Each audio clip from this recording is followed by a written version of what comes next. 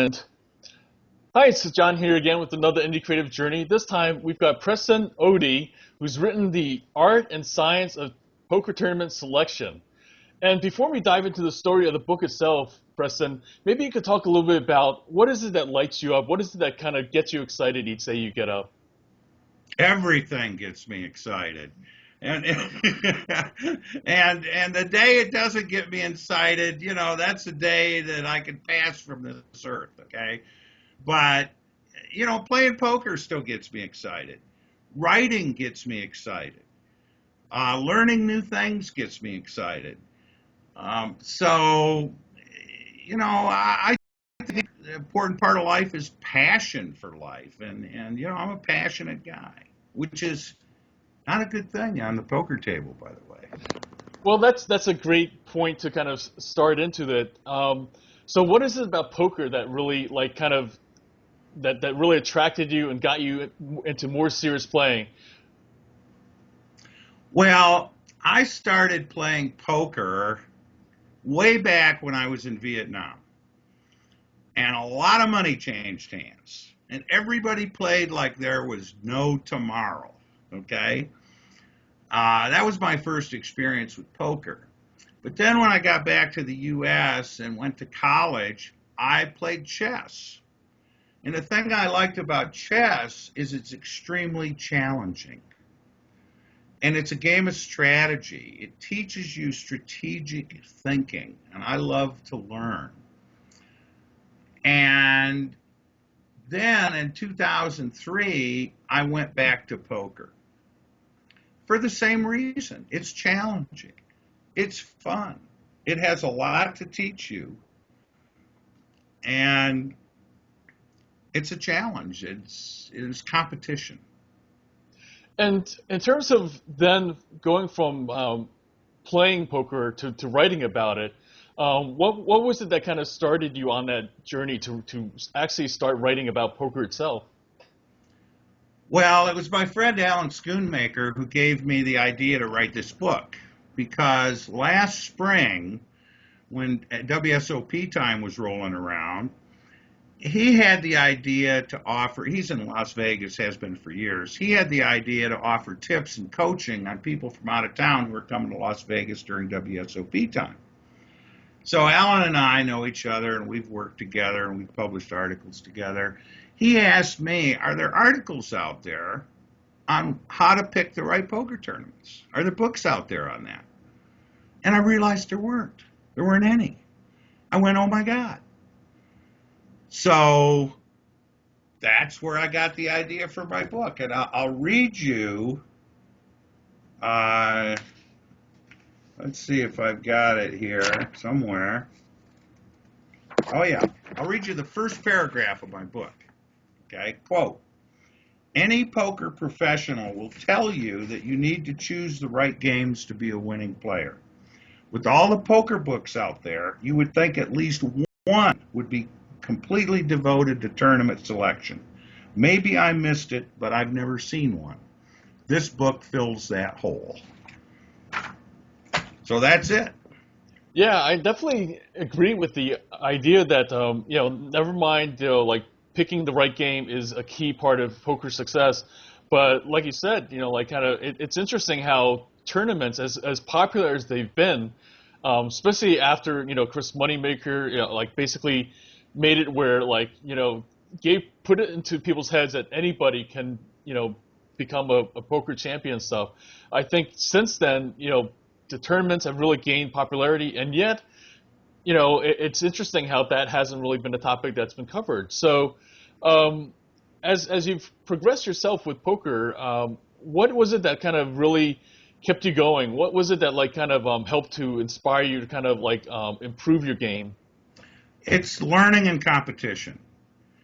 I think it's very rewarding to learn how to do something very, very well and then compete in it, which is what sucked me into chess. It's why I like being a lawyer, okay? And it's the same thing about poker.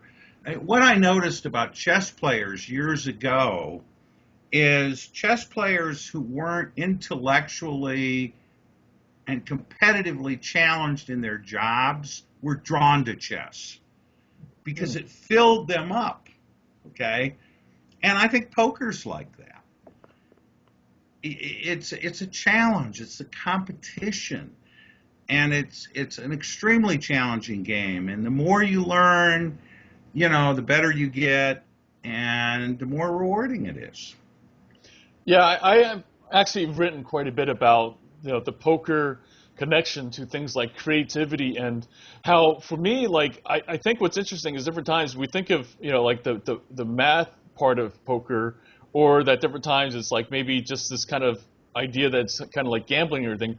But I think for me, as you say, is that like there's this kind of side where you have to really think on your feet and you have to like really adapt to situation and the feel of how the people are interacting. So I think that's the thing that like kind of where for me is really different from chess is the fact that like you're dealing with multiple people and multiple personalities, and you have to like kind of combine all that into like how you play. And I think that's something that like really I don't know any other game that offers that kind of variety. Yeah, it's definitely a people game, and it's a very important aspect of the game. I mean, it is a people game and a math game. So is that some of what you bring from your professional career as an attorney then? Is that kind of the people dynamics, the things that you encountered? What would you say is like some things that maybe were things that you learned as an attorney that then helped you now in as you have been growing as a poker player? There's a ton of things I learned as a lawyer that are directly transferable to poker skill-wise. I think one of the most important is just how to be a true professional. When you're a lawyer, you have to make decision after decision after decision without emotion, based on logic and keep your clients out of trouble. Make sure they don't make emotional decisions. So it's how to be a professional. And that's a skill that's directly transferable to poker. I mean, I'm not a professional poker player, but I've had the benefit of coaching by two professional players, and it's helped me a lot. So I think like a professional, even though I'm not one. And I got that from being a lawyer. The other thing I got was just understanding people and what motivates them and being able to observe them and tell what they're thinking and feeling. And I tried over 100 jury trials, and that's a people skills game, believe me. It's not really a game, but boy, you got to know your people to do that well. Definitely. So in terms of the basically playing between at a table and stuff, and that you also talk about different times playing online. What would you say is like kind of been for you, like kind of, and certainly there's been the controversy and everything. What are some of your views about that, about this controversy about online poker and the things that's happened and now where we are, where things are kind of a little bit up in the air? Well, the first thing is I didn't used to play online until I had my first professional coach. And he said to me, Preston, you need to start playing online. And I said, why? And he says, value and betting patterns. You can't beat the value. They don't have dealers to pay. They don't have staff to pay. The nut on this whole thing is a lot lower. They don't care how long these things last. They don't play overtime. You can't beat the value. And you can't see the other players. So what do you got? You got betting patterns, and you have to just absorb them, and you do. Plus, you get a ton of experience. Live poker, sitting at the table, you're dealt on average in No Limit Hold'em 30 hands an hour. Online, you're dealt 60 to 80. Plus, you can play 4 tournaments at the same time. 80 hands an hour in 4 tournaments. That's 320 hands an hour compared to 30 hands playing live. Think of the difference in experience. It's enormous. It's why Doyle Brunson says, boy, these young internet players, wow, They've got as much experience as I do in a lifetime. They're pretty good. Yeah, I mean, literally, we would have to be as old as Doyle, right, to see that many hands and stuff. It just Yeah, that's the thing about like kind of just the big difference of like yeah, seeing cards whirling by on a screen versus like yeah. one card at a You can time being see dealt. hundreds of thousands of poker hands a year online if you play a lot. Think about it. That's a ton of experience. So I love playing online. Just love it. And Black Friday was a terrible thing. I mean, it really hit this industry hard. It was, I think, shameless over-aggression by the U.S. Justice Department based on very shaky legal grounds. Um, the poker sites were right on the law.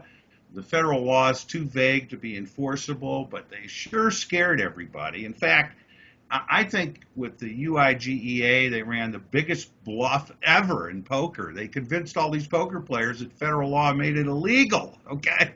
Right. The poker sites do better, but the pressure they could bring on them with the bank regulation laws and deposits, it was just a killer. And when the big sites shut down, even though if you played on PokerStars, you got your money back, it scared the hell out of people.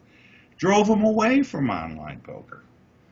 The thing that I'm kind of wondering is, and I don't feel like anybody's really talked about it, but was like some of the physical casinos themselves behind some of that? I mean, because they were like maybe feeling like there was money that was being taken out of their pocket or something, or I don't know. Well, I don't know that either. I know the inspiration from all of this came from the Justice Department, and I think they started taking a lot of political heat from it.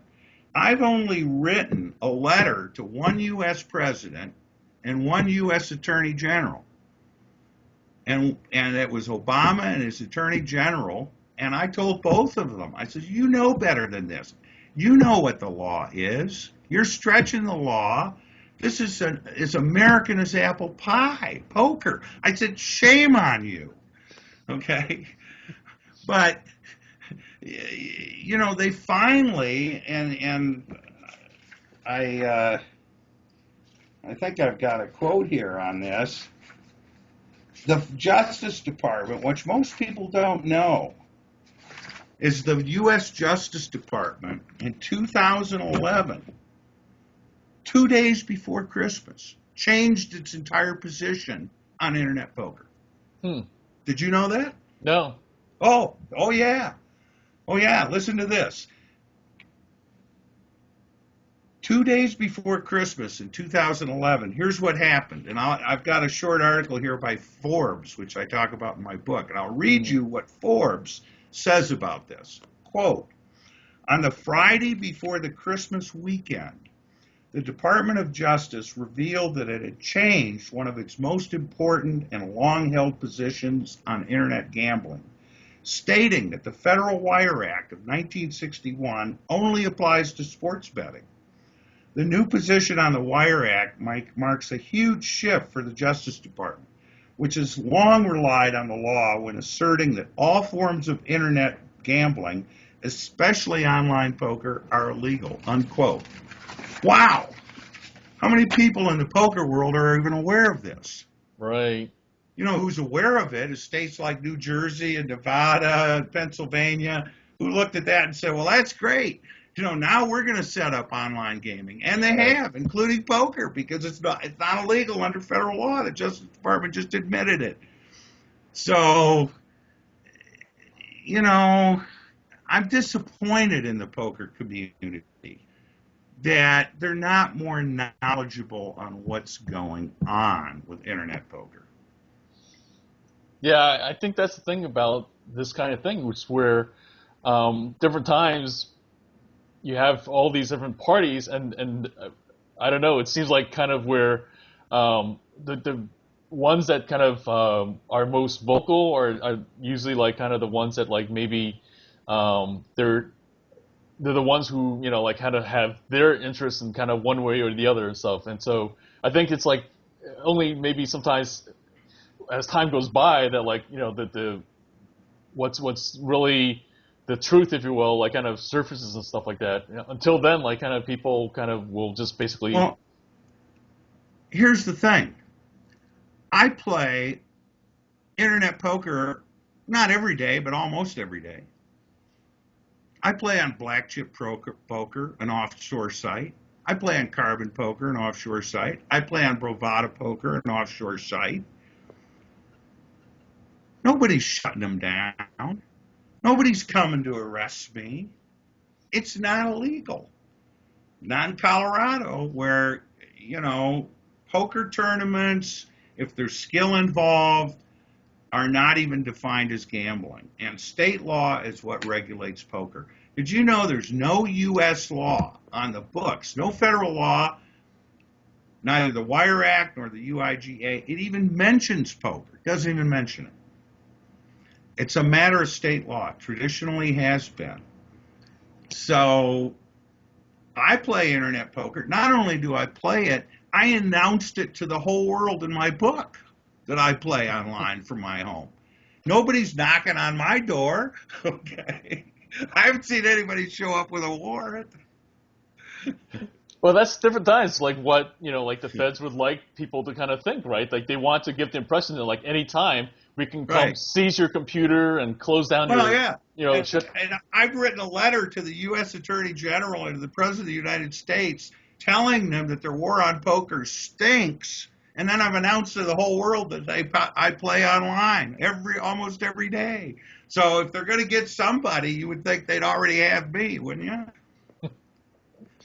Yeah, I mean, I think different times, like what's the other part about this to me is like never mind, about online, poker, but also different times. I mean, there's so many of these kind of vagaries in the law that like people are, your common person is more, that they're more willing or they're kind of, they're more afraid different times. And unless it's somebody who, like yourself, who's informed, tells them what the actual laws or rules are and stuff, they'll go with like kind of what they heard, like by somebody, or that like, or even different times with the media, kind of gives the impression that like, we're basically, it's just inflated impressions based on maybe somebody's offhanded statement or something like that. Like there's so many things, not just for online poker, but just, many different things in life that like that, I think that like where people just go by what they hear. I'll give you an example. Alan Schoonmaker, who has a PhD and is a very well-informed guy. When Black Friday occurred, I told him flat out, Alan, this doesn't violate federal law, period. He was shocked. He didn't believe me. I had to sit down and spell it out. I got a copy of the Wire Act and I read it to him. Covers sports book betting, betting on sporting events. I said, you think poker has been defined by the courts as a sporting event? No, it hasn't. To the contrary, okay? I had to spell all this out to him, and even then he was reluctant. And then he started learning about it, and now if you ask him, he'll say, wow, there's nothing illegal about internet poker. Nothing at all. It's how they brainwashed us. Yeah, just as a quick aside, I had actually been, as we talked before the show and stuff, when I started playing in the offline or in live poker and stuff, it was at a home game, and this is a story you can find it in the news and stuff like that. That like it was like maybe like a week after I'd played at the one person's house and everything, there's this whole to do about like that like it was illegal gambling and like basically the local authorities had arrested different people at that home. And the thing of it is, it's like they were just having a home game. I mean, now it's something that like, like I think after that, people started kind of realizing, oh, it's, as long as you're all agreeing to like playing a tournament and there's not like any money being passed to the house, so to speak, whatever, that you're not betting against the house and everything. Yeah. It's a home game. It's basically a home game. Most states have laws that protect home games, but you can't have a professional dealer and you can't take a rake. Right. And if that's your home game, on our law of almost every state, you're fine. But I need to be careful because there are certain states like Washington State and Utah that specifically make it illegal for individuals to pay poker online. Hmm. But those are very few states, and most states don't have those kinds of laws. They just define, quote, gambling in general, and most of them exempt games of skill. And most of them have home game poker exemptions. So this is all a matter of state law, not federal law. So in terms of And your, I want to add something. hmm All just because it's legal to play online doesn't mean there's no risk. oh yeah, I think the lesson of Black Friday is don't use these offshore sites like a bank by keeping huge amounts of money on deposit with them. They can go out of business. They can take your money with them.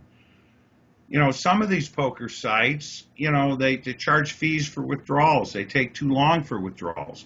Other ones are Johnny on the spot. You want to withdraw, bang, it goes into your money, your checking account electronically. So, you know, you have to be a smart consumer. that's tricky though also because the idea, of course, poker different times is you want to win a lot of money and like for example, for your own online games, what was like the biggest win that you've had so far? You know, I can't really remember. I've won a ton of tournaments online. You know, I do remember twice I've won playing online two $10,000 seats into the main event. Wow. And, you know, I remember that, and I don't remember what the entry fee was. I think one of them, the entry fee might have been like $110, and there were a little over 300 players, and only one player got the $10,000 seat. That was me, okay? You know, I used to play in the Sunday Million, which, you know, boy, you can win a ton of money in the Sunday Million, and I've cashed a lot of times in that tournament, you know, for Nice. 2,500, 3,700, you know, 500. But I've never had a six-figure score online. But I have live. But that's still, you know, like just even winning a $10,000 seat, that's still pretty huge and stuff. I mean, and I guess that the thing is, though, for a seat, it's not something you can cash in, but that's still like kind of a good amount. So how about like in live games? What's been like your biggest win so far? Well, my biggest score in live was in 2005 at the World Poker Tour Mirage Poker Showdown, which I took first place at 318 players, $147,000, and a seat in the WPT main event, which was worth another $10,000. So that was my biggest. My published winnings are $197,000. Nice. But I've had a ton of cashes in local casinos and Las Vegas casinos. None of those are published, you know. So I've done pretty well. But the interesting thing is, when you read about all these millions of dollars these elite players have made playing poker tournaments, well, this guy has 7.5 million in earnings or winnings. Well, yeah, but how much has he paid out in entry fees on the circuit? You know, how much are his travel costs? Yeah, How many I times? wonder. Yeah, I mean, come on. So these guys aren't making as much money as everybody thinks. That's the thing that I think what's interesting about, you know, like whether it's poker or business different times, is that, you know, like for example, like somebody can say that they've sold, you know, X, you know, hundreds of thousands of dollars in, like let's say, you know, like shares or something like that. But then like, what were their costs though of like? Yeah, what were their costs? In making those shares? I mean, that's the thing that like. It's a big difference between revenue and profit. And that's the thing that like I think also with creative entrepreneurs, people who are like either musicians or artists sometimes, I hate to say it, but a lot of times there's this, never mind there's aversion to kind of like managing money and stuff, but then there's this attitude that like, oh, you know, I'll let an accountant take care of it and stuff, and Oh, no. I think that's the thing that like really people, you know, like even if you don't actually have a, you know, a CPA license or, you know, like kind of that kind of background stuff, I think it's still having that kind of basic understanding of you know the financials, the solid. And I think, you know, that's one of the things I take from what you've written about is that like you need to have that kind of discipline. You talk about professionalism in how you pick games and stuff. So what would you say is like kind of how like you've taken math into your playing and like and your approach to poker and how has that made a difference?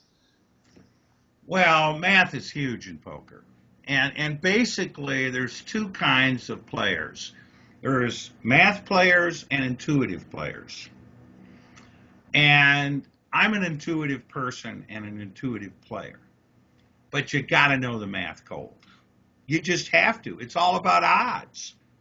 You know, somebody once said, um, gambling is a tax on people who don't understand statistics. Hmm. Okay, which I thought was pretty good. Yeah. Okay. So you've got to know the odds and you've got to know the math. And especially in poker tournaments, because when I say the art and science of poker tournament selection, the science is math. That's what it is. Every poker tournament has its own speed. You only get so many starting chips. The blinds start at a certain level. You get so much time to play. The levels may be 20 minutes. They may be 60 minutes. They may be an hour and a half. But you could just run the math, and you can say, this is how many hands I get to play. This is how long I get to play. This is how much skill is going to be involved in this tournament. Because skill is simply a function of how many hands you play. That's all it is. Well, it's more than that, but that's what that's what makes it how many hands you play. So the math is huge, and there is a lot of math in my book, but I make it very simple and break it down and show you visually how a tournament unfolds, where the blinds and antes start eating every one of your chips in each of these levels until you've got none left. I think what's also interesting is, going back to a little bit about, kind of the personality aspect and how you talk about taking your experiences from as an attorney and stuff. So how do you like reconcile that, like in terms of just basically your intuitive personality and then the bringing the math and stuff? Like, what is it that like kind of how do you decide like what in a given point is like the way you decide on an action, or like everything from like the poker game selection to the decisions in the game? Well, I think intuition is an extremely powerful thing. And really, all it is, if you talk to a psychologist, and my friend Alan's a psychologist, he calls it, quote, implicit learning. Because if I sit down to learn something and study it, that's explicit learning. I'm trying to learn it. But that's not the way intuition works. Intuition is a subconscious mind which just absorbs everything around you and processes it subconsciously. And it's all there. And intuitive people can tap into it. So it's a very powerful thing. And I believe the most elite poker players are intuitive players. They know when to pull the trigger. It's They almost know like when to. it's almost like a sixth sense that It gets is a developed. sixth sense. It is a sixth sense, and it's a powerful sixth sense. So I believe intuition is inherently more powerful than logical thought. And it can absorb far more information. Where your gut is speaking to you and telling you something, watch out. It's almost always right. And the elite players are in tune with their intuition. And they rely on it, and they'll pull the trigger on it. At the same time, there are situations where your intuition and the math may be different.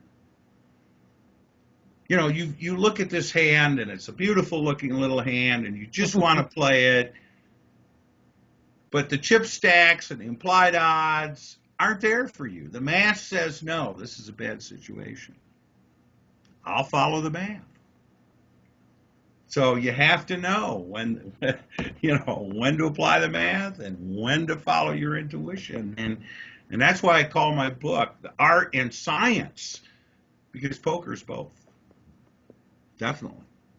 And then also for, like your writing and for like what would you say is like kind of that's kind of led you to like what was it that really drove you to kind of pursue that more than simply like kind of just like initially it was an idea, it was something that kind of you thought that like it was something that you would be interested in doing, but writing a book is definitely an endeavor of like kind of you had to stick with it. So what was it that kind of kept you going? I love to write. I mean, writing is creative expression. There's nothing better to me. And to me, there's nothing more fun than sitting down at a computer and expressing yourself. And, that's what writing is creative expression. If you don't love it, I don't think you'll be any good at it. And I love it. So once I got the idea to write this book, it was done in 2.5 months. Done from start to finish. And that includes 2 weeks being in Las Vegas playing poker, not working on my book. So it just poured out of me, okay? Was there any moments though that like where you kind of like really kind of struggled with the writing, like where like people talk about writer's block or things that kind of, and I think that's like one of those things that like for any kind of creative project different times, it just seems like there's this kind of stumbling block and stuff. Was there that kind of moment and stuff? I've been writing as a lawyer for decades, okay? And the key thing about writing is thinking. And if you don't know what you want to say, you're going to have writer's block. I got news for you. Okay? So it's all about thinking about it and knowing what you want to say. And once you know what you want to say, and if you're writing about something you know a lot about, which is what you should be doing, it should just pour out of you. And, that's what happened to me. The writing this book was the fun part. Let me give you the unfun part. Okay. Okay. There's a big unfun part to writing books. And here it is. Once I got done writing, boy, was I happy. Oh, I've got this book, let me send it off to my friends. I'll send it to Alan, let him edit it. Oh, it's great. Now, hey, wait a minute. I got to edit it. I got to get all the typos out of it. Okay. I got to put in this appendix and that appendix. And I got to publish it. Oh, my God. Okay. So, I looked at self-publishing. I looked at sending it to a publisher. I looked at all these avenues. And I decided publishing has changed. I mean, writers are now empowered. Amazon has empowered us. Okay, we're no longer at the beck and call of publishers. They can no longer tell us what to do and how to design our book cover and, what to say and what not to say. We can just put this thing on Amazon. And the royalties are 10 times as much as you get from a publisher. But boy, is it a hassle changing this from Word into the Kindle ebook format. And I had to hire somebody in India to do it, and what a hassle. And then I've got to market this book. And so that's unfun stuff. Okay. Writing it was easy. Yeah, it's a bit of the blessing curse thing. The blessing is that like you said, we are empowered. The curse is the fact that like, well, so is everyone else. And so like where now you have to do what, like kind of before was, I mean, on the one hand, the power was in the hands of the publisher, and now it's the power is in the hands of the people. But the problem is it is in the hands of the people also. Oh, the consumers have power, and Amazon is just such a wonderful thing. I mean, I priced my book at $3.99. I mean, my God, and I get 70% of that. I mean, it's unbelievable, and. I didn't write this book to sell a ton of copies. I didn't write it to make money. I wrote it because it was in me and it had to come out, okay? But, Amazon is the greatest thing since sliced bread. I mean, as far as I'm concerned, for writers. Definitely, yeah. It revolutionized the publishing industry. Yeah. I think that's the thing. Like we can definitely have a whole discussion about just how Amazon's really changed, so many different dynamics for like publishing, and then now it's definitely moved on beyond that to like merchandising and like and then even more recently something that like I've discovered is that they're now looking to compete on video, which is something that Oh yeah. we'll definitely save that topic for another day. But I want to take this opportunity to again tell you about Alan Schoonmaker because he's the guy I followed. He had previously published 3 Kindle books. So he knew how to do it. He knew the guy in India that could convert it into an ebook. So I just followed him around. I mean, bless his heart. I'm sure I could have done it without him, but God, it would have been 10 times harder. That's always, yeah. I mean, that's definitely the other part that's always great is like when you have somebody who's paved a bit of a path and stuff, and then it definitely makes it just that much easier. So then that way you're not like trying to hack the woods yourself and like trying to But the poker book market now is so saturated, it's unbelievable. I mean, you go on Amazon and look at all the poker books. I mean, it's just mind-boggling how many books are out there. And I think wasn't it Doyle that said it himself that like he almost wished that he hadn't written the book that like Yeah. because of the fact that like he basically created all these competitors for himself that like just didn't exist before that and stuff. Like now everybody like has read his poker Bible and like they know how he plays and Yeah, he had to change his game. But here's the thing about poker writers in general, and Doyle in particular. Doyle is one of the few poker writers who actually wrote like he played. Most of them don't.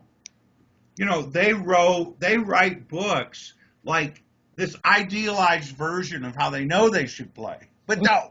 Okay. They write about how they think you should play. Okay, not how they play. Doyle actually wrote how he plays. Bless his heart. And the thing about my book is I made a resolution that I'm not going to do that. I'm going to write like I play. And I'm going to talk to people about, look, here's the good, the bad, and the ugly. Okay, let me show it all to you. That's what I tried to do. Yeah, I definitely have had a chance to just basically get that from what you've said because I feel like as I'm reading it that like different times you are taking us through your thought process, like how you look at the different game situations, how you basically, if you have this personality, these are kind of the things to consider and stuff. So I guess one of the questions that like I have to admit that came up is like, do you see yourself as more of a patient player or a less patient player? Like that was one of the things that like you really do break down as the kind of the two personalities that like kind of tends to be. Well, that's right, because patience is a huge asset in very slow tournaments where you get a lot of time to play. But it's more of a liability than an asset in fast tournaments where you don't get a lot of time to play. You can't sit there and wait for good cards. They're never going to come. You're only going to play 79 hands before you run out of chips. You only get aces once every 220 hands, So if you're a patient player, these are the tournaments you should play. If patience is your strength, here's where you go to enhance your strength and minimize your weaknesses. If you're a loose aggressive player and you're a fearlessly aggressive person who can accumulate chips with naked aggression, you play in these fast tournaments. And I talk about which tournaments you should play in. So it depends on knowing yourself. And the interesting thing is I started out as a loose aggressive player, playing in local card rooms where they were very fast tournaments. And of course, I didn't even know that. I thought all tournaments were the same speed, Right. I was just lucky enough to be playing in these fast tournaments that maximized my skill, which was just fearless aggression.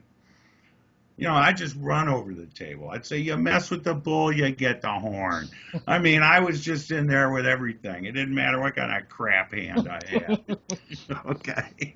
And I had a tremendous amount of fun. And I won a lot of tournaments, but I didn't have much skill. But I was a lucky guy. I knew how to get lucky. And that's another skill in fast tournaments, okay?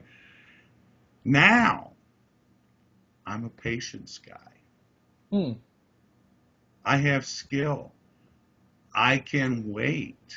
I can exploit people. I can play the situation instead of waiting for good hands.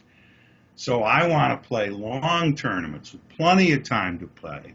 And patience is my biggest asset, where it used to be aggression. I want to ask you real quick about luck. What is your definition of luck? Because I think that definition definitely varies with people, whether you're a lawyer or you're an artist, or so I'm kind of curious, because like people talk about like a musician getting the big break, like getting lucky and Right. stuff. Well, someone once defined luck as when preparation meets opportunity. That's the best definition I've ever heard. Okay. And I talk about luck in my book. And the reason I talk about it is because poker players who think they're lucky play differently from those who don't think they're lucky. They're different mindsets. They're different types of players. And I talk about a guy, I can't think of his name right now, but I'll get it in a minute, a professor who wrote a book on luck and marshaled all the studies on luck. He called it, quote, The Luck Factor. And it was a great book. And his whole point, and the point of his research and the research he studies, was that there's a difference between luck and chance. Chance is entirely random. The deck has no memory. It's pure chance what you're going to get next. Luck isn't random. Luck isn't accidental. You can create your own luck. You can do things in a certain way that make you lucky or unlucky. You can think in ways that make you unlucky. And one of the examples he used in his book is they asked the CEO of the largest oil company in the United States, how come your company has more oil reserves than its competitors? You know what his answer was?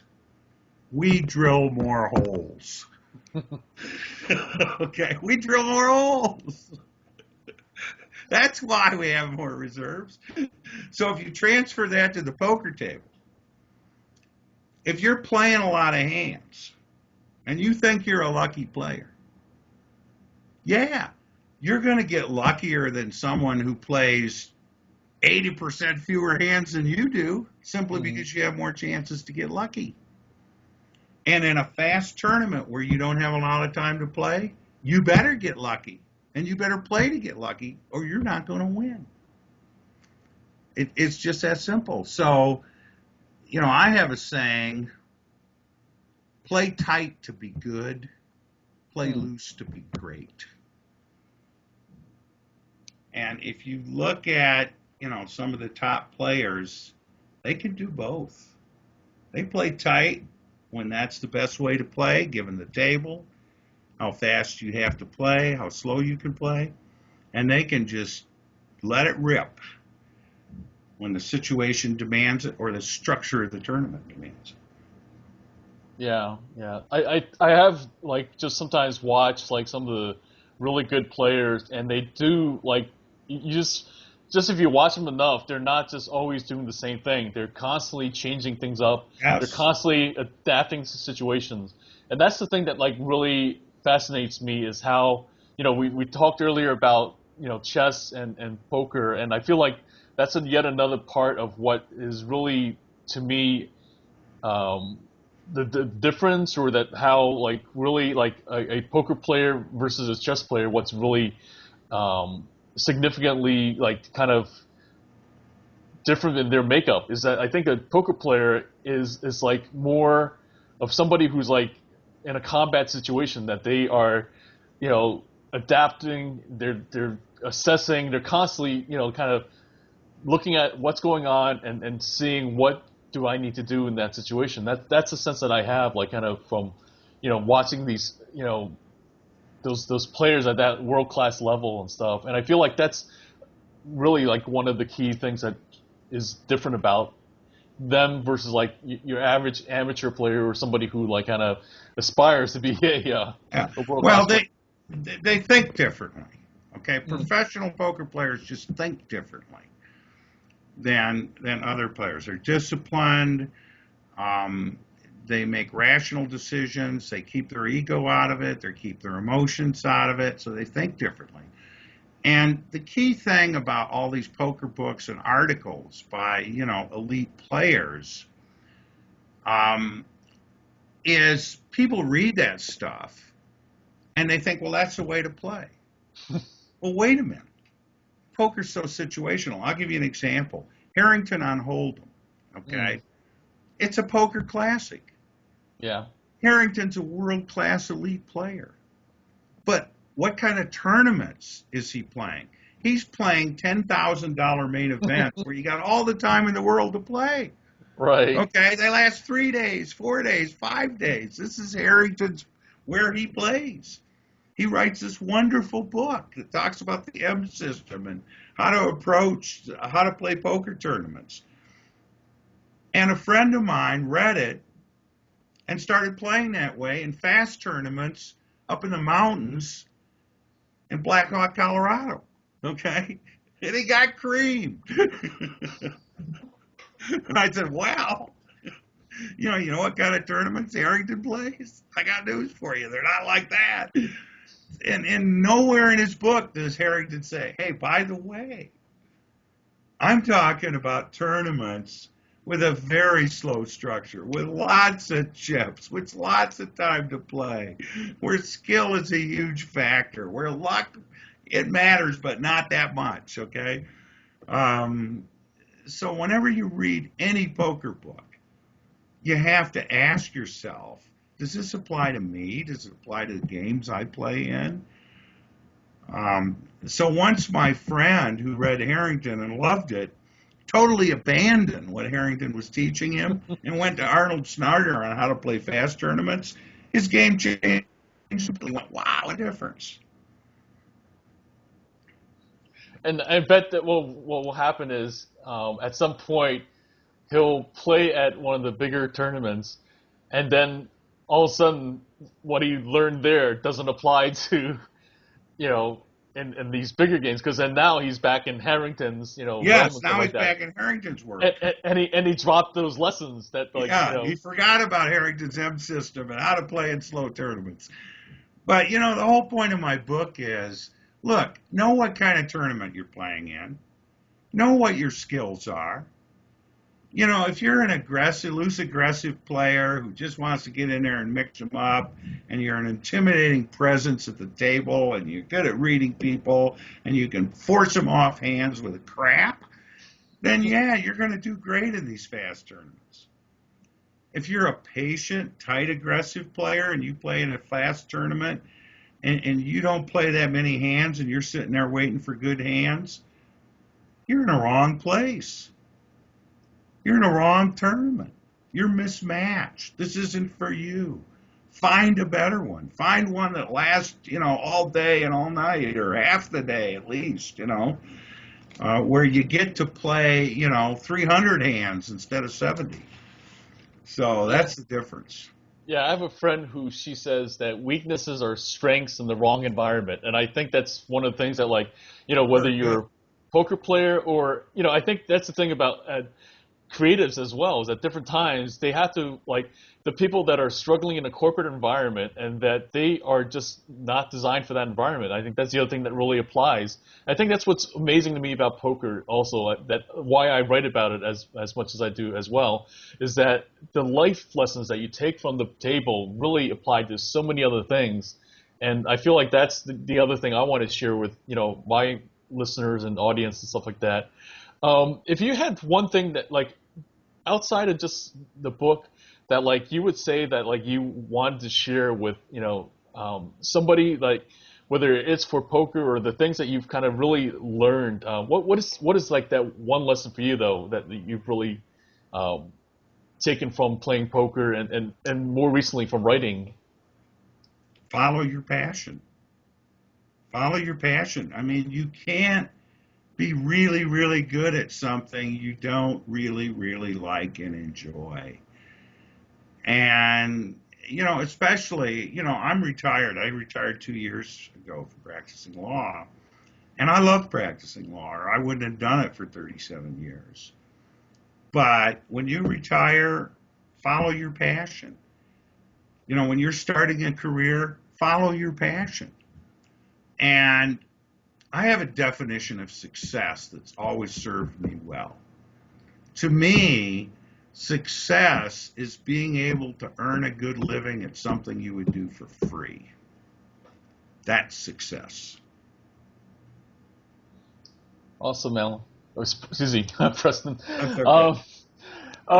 Yeah. So, what's the best way for folks to follow the book and to connect with you if they have different things that they want to learn more about this art and science of selecting poker tournaments? Well, first of all, I want everybody to go on Amazon and order a copy of my book, The Art and Science of Poker Tournament Selection, $3.99, the best money you'll ever spend on poker. And give me a review. I mean, you've read my book. I'd love to see some reviews on Amazon. So if you've read my book, please review it. And I can be contacted at kpoade@gmail.com. And I love to hear from people. Writers are suckers for people who want to talk to them about their books, believe me. So I'd be happy to correspond on email with anyone who's interested and likes my book. Awesome. And I'll give them Thanks again. poker tips. Thanks again, Preston. Really appreciate your time, and this has been great.